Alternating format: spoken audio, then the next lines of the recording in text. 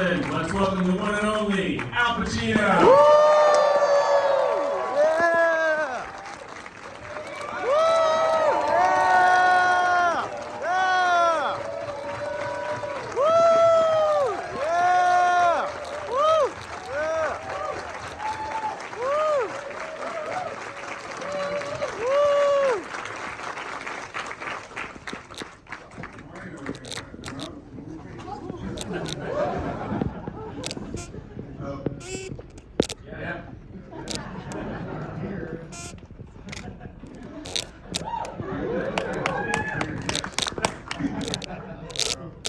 I haven't seen this film, I guess 30 years. You know, it's funny how things change. You know, really, I mean, there are things you saw back then, so influenced by the way the world is. And so seeing this is really uplifting.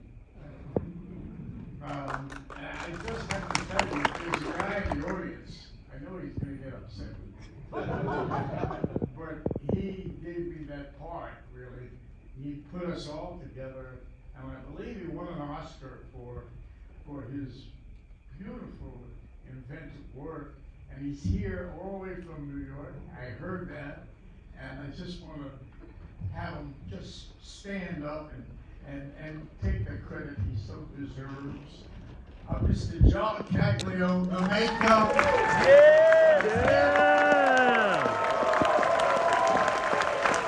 Get it on.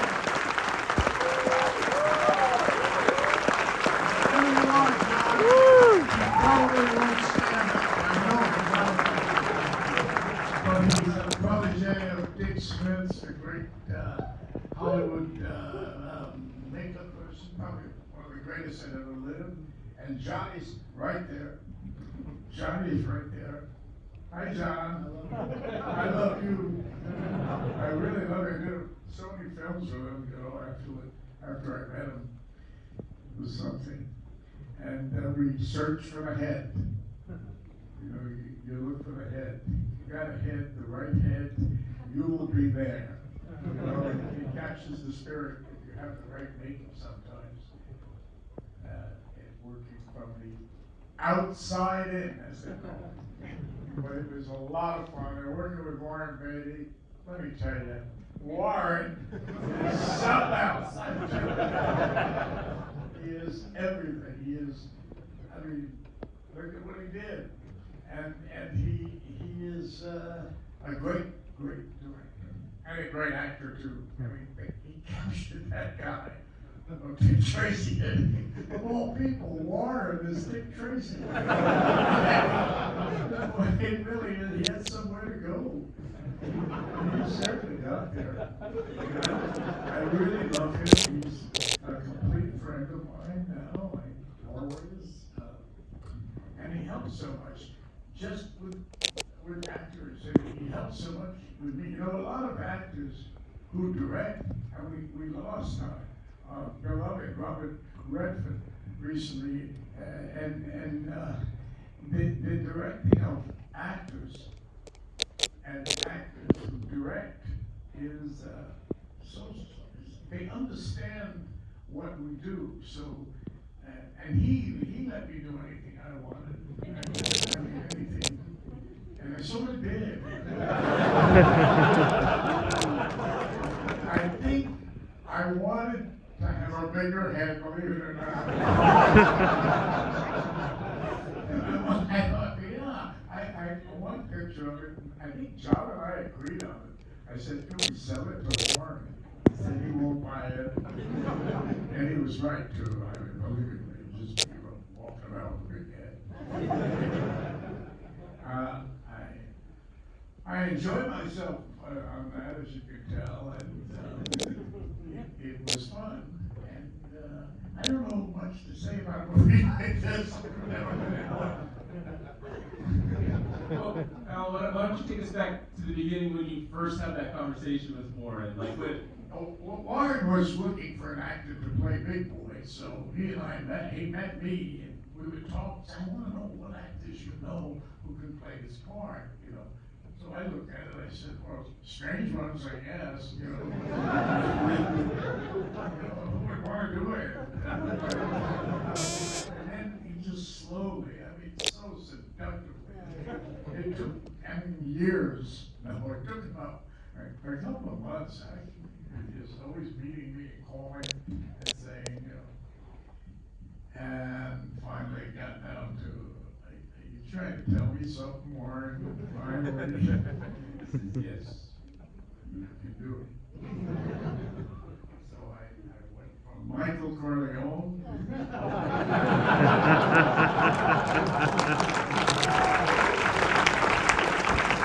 know, I was really born to play big boy.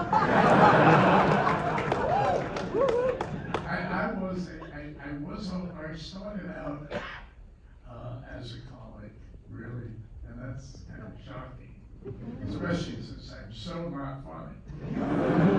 But as a youngster, I was an actor very young, and I was hanging around the streets of New York, you know, and the South Bronx, which is where I come from. I have to say that, you know, that's my beloved, you know, home and origins, where I learned so much about certain things and met such great, crazy people, and lived on and went to New York. I was in New York in the 60s, so it was so much fun. So many things were happening, like now always, you know. But then it was something with the theater. It was like Paris in the early 1900s. The cafes, you walk down the street, you pass Bob Dylan, nobody knew who he was, and then, you know, nobody knew who I was, and it was filled with this life. I met Marty Sheen, and Marty Sheen and I lived together. I don't know why I think about Dylan, but because I lived in the village, Greenwich Village in Manhattan, at a particular time of life, and a lot was happening. I don't know why I'm talking about that. It's an amazing job they did, and all the actors in it, you know, and I missed. I got here late. There was a traffic thing, so I missed the dance sequence with Madonna, you know, which was, you know, historic in my mind. But it was great. I wanted to see that. I'll go home and take a look at it one day. But it just plays well and different than I had thought about it. When I was on my way here, I wondered if you would like it, and you seem to go with it, and the spirit of it, I really enjoyed it.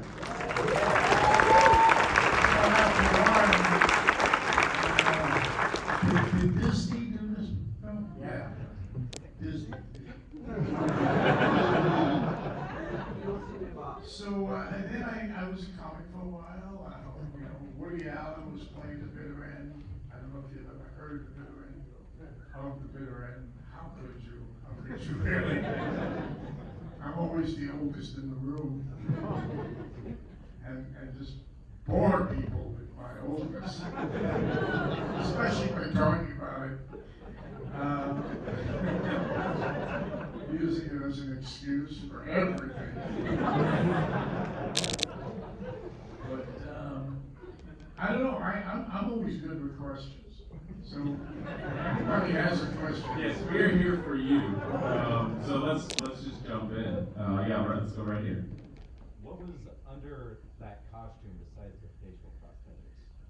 Was it hard to work? Oh, that's right. Hey, what was under the costume besides the facial prosthetics? I think everything.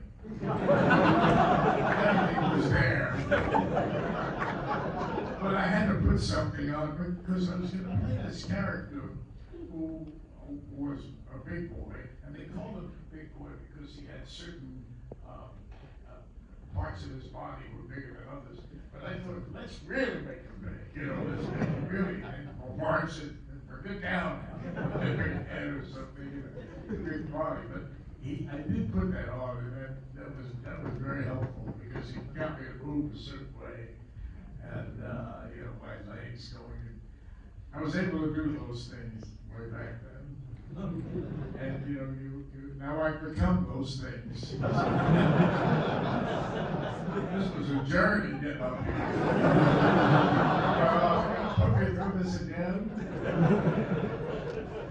We usually talk, if it's a film I made, we usually talk about the things. It's usually different. Somehow this is a little different, but I love talking about that. I was a comic. And I was a sort of, I wanted to be an actor, and I was an actor. I had a friend who was extremely funny. We went through school together, and we had routines we did, and some of them were funny. But I always thought of myself as having that clown party, you know. It was great seeing Dustin Hoffman up there. Yeah. Your first and only movie with him. First and only movie with him. First and only movie with him. The first and last time I saw him.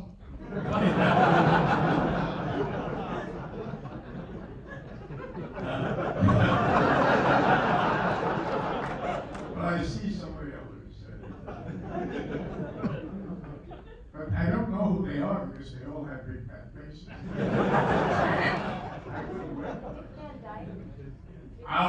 Big Bad Guy? Yes, I saw Big Bad. I really liked him. He was so sweet to me. And I don't know why. I never see him again. But he's older than me. That's worth seeing him for. Knock on the door. Hey, man. How does it feel?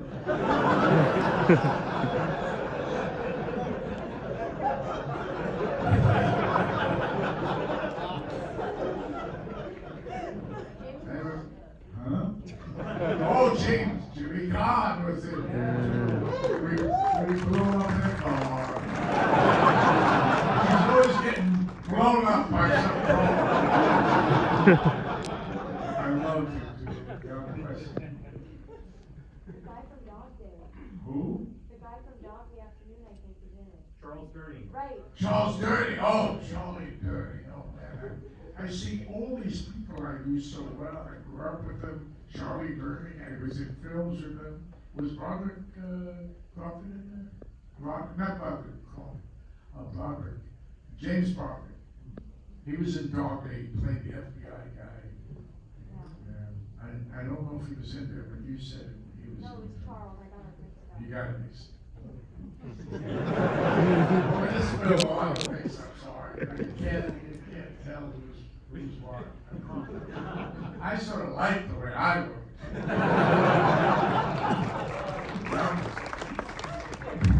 What a handsome guy.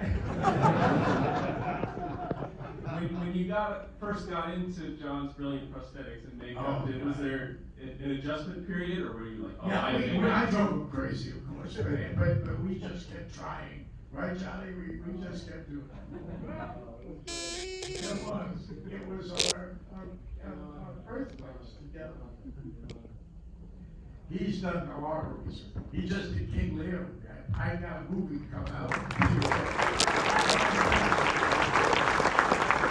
So Johnny turned me into a crazy kind of Lear guy. And then that was it. Another question. That was a good question. Thank you for that. Yes, we go here. Talk about the sets of the Venus, like environment, world that Warren created, this elaborate, pretty colorful sets you were on. Yeah, question about the sets and being up in this very elaborate, colorful world. Oh God, yes. I mean, you felt like you were in old Hollywood in this. And I'm watching it too, I felt a little of old Hollywood. Although I wasn't in old Hollywood. Listen, I want everyone to know that.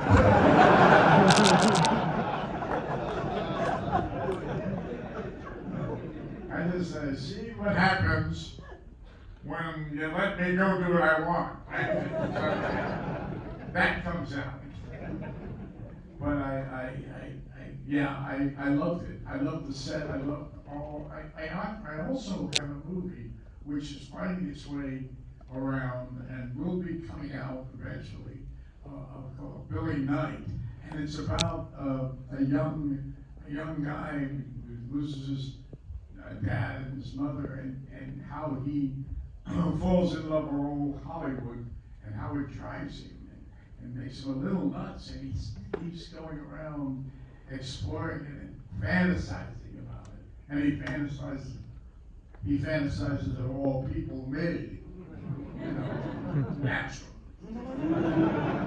You've been around long enough, you get into people's, not pants, but you get into suits. But there he is. He's there, and all that stuff that touches Hollywood, and to think what it was when it was not there, when we didn't have films.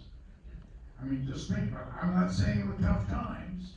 No, I don't know, but it was different. Everything was different. Media was not really as prevalent as it is in our world. But this thing started, and how people in the silent films and the discovery of film, and they have it in that movie, the wonderful movie that's in the film with Laurence Olivier plays a cop on the beat in London, and the mayor discovers film in this film. The first motion picture, the movement of people, and even the policeman is just sitting there, and he's so scared. See people that move on screen, and it's a beautiful section in the film. But a lot of people would go and run out, and they would scream on the streets, like when they invented the automobile. I don't know why I'm old, but I know all these old things. I can appreciate it. And so seeing the old pictures, Charlie Chaplin, Buster Keaton, and all the greats, the old days, God love them, and the whole movement of film, which was so amazing, so unusual. It's once I start, remember I'm home, and I will not be stopped.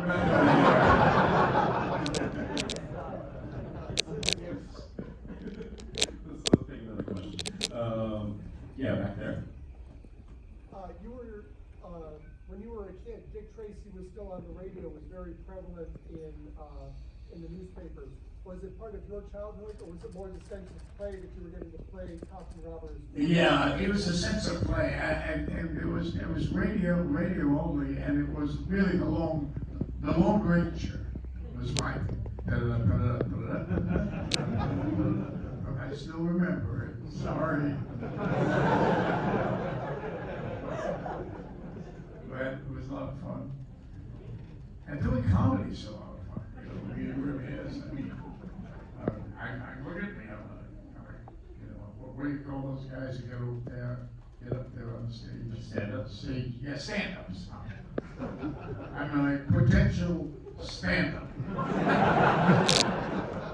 Well, on that note, I just want to add, I think some of your lines are ad-libbed, right? Yeah, oh God, I had my friends, a couple of my friends feeding me that Nietzsche stuff.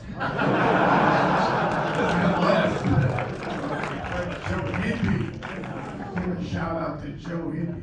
He and I would go over it, the things we came up with. Couldn't be the kids though. They were fun. Oh, yes. Remember anything you did for your old comedy routine? No. No, I think the only thing I did this comedy thing where I saw, I believe Sid Caesar, the great Sid Caesar, shows unbelievable. And he does this thing about, he's a phony, this guy. He's not for real. He's a grifter. He's out there. He's trying to. So he does this thing about a snake, and what he talks about that he could take this python snake, this huge snake, that it comes out of the cage and it'll go onto his body, and by a certain vibration in him, his own focus, the snake will go back into the cage. So I did that joke all the time. And what happens finally is the snake won't go back and finally gets him and strangles him. Well, that's not funny. You have to see it. As I was in the middle of this little thing, I was saying, I thought, well, that's not a happy ending. But it was funny. This the lights would go out. I said, get this off me, because it's such a poster. And the snake was not supposed to get out.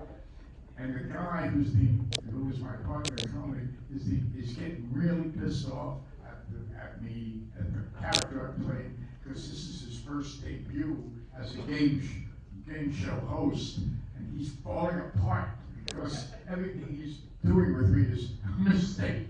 And the dialogue was very fun. We used to do cafes. We did Cafe Chino, and I played all the cafes in the village in the old days. You know, I used to do 16 shows a week.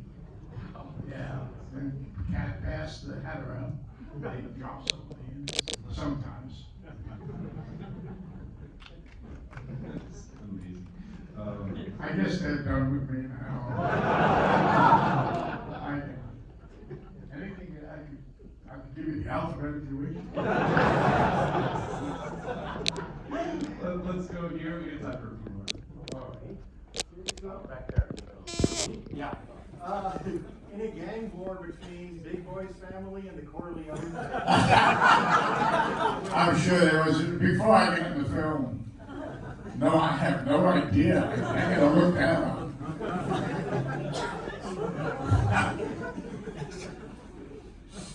I see you waiting there. So Beatty as a director was known as a perfectionist. He did Yeah. He did multiple takes. Yeah, he would do, but you know, somehow he didn't do that as much here, because he's such freedom and so different. You know, whatever his reputation was, he didn't do it. Maybe he didn't feel he had to. I don't know. If I wanted one again, he'd just say, oh, go ahead. Go ahead. I said, yeah, give me a free one. This side. So I always associate you with more serious, sophisticated characters. Yeah. What's harder to play, like more characters like this or serious roles? What's harder to play, characters like this or more serious? Well, one picture it's serious ones, and the next one you say, no, I like the comedy ones. So you go back and forth. At least I do, because I was brought up in both lanes, and but you know, it's got to be tough when you're up there as a comic and you don't get the laugh you needed or the support you needed.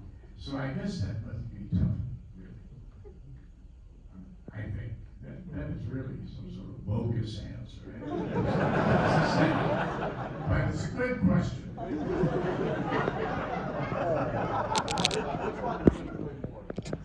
Well, you can tell I was enjoying it. I had a good time. Which is rare for me.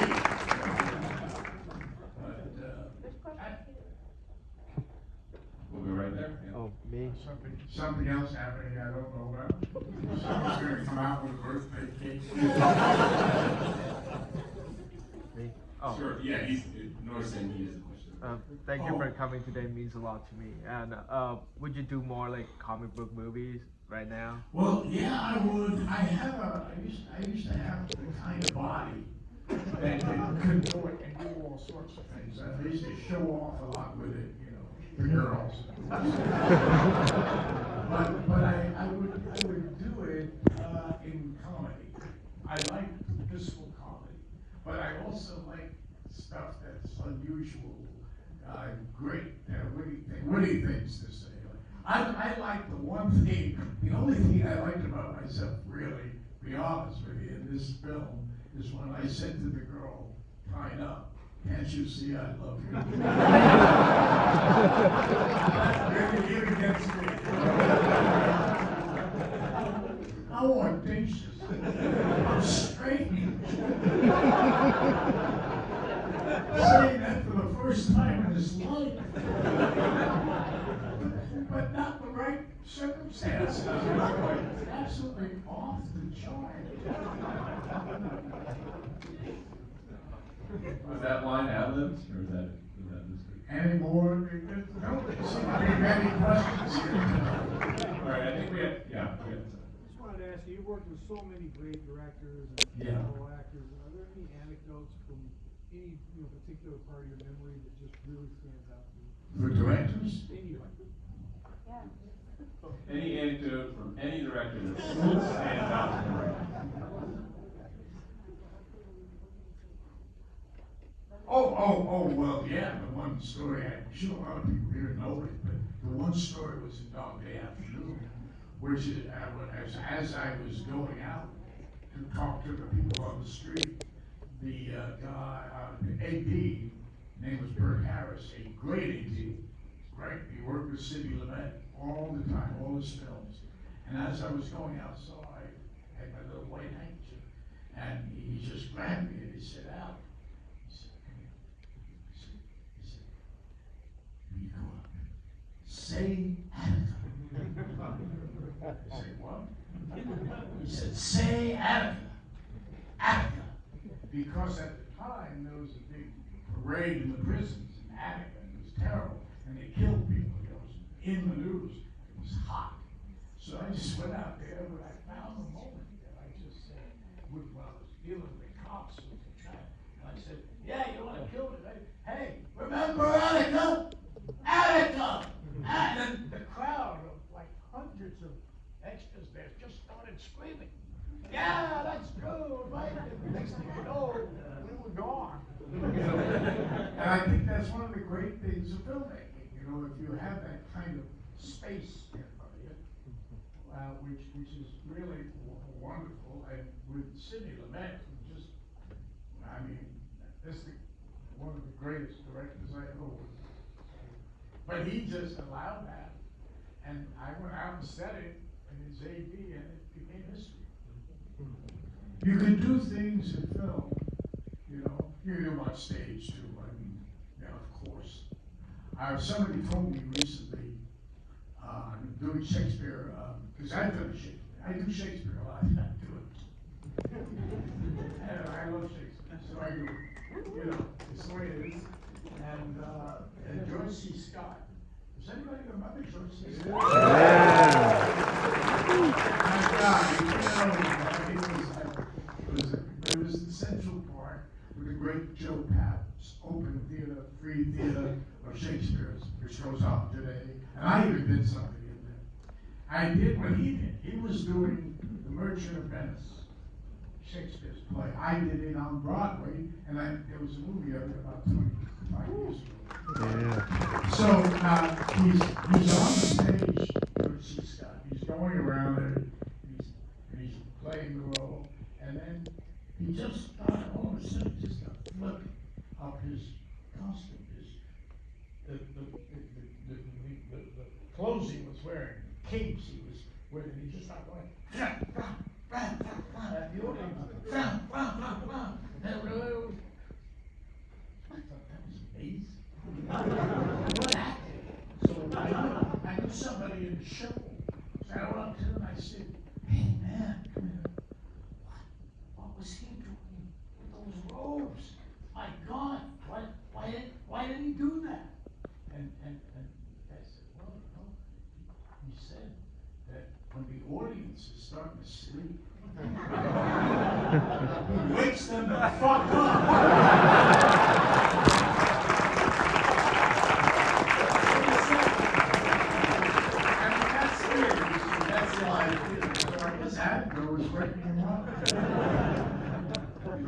Great stuff.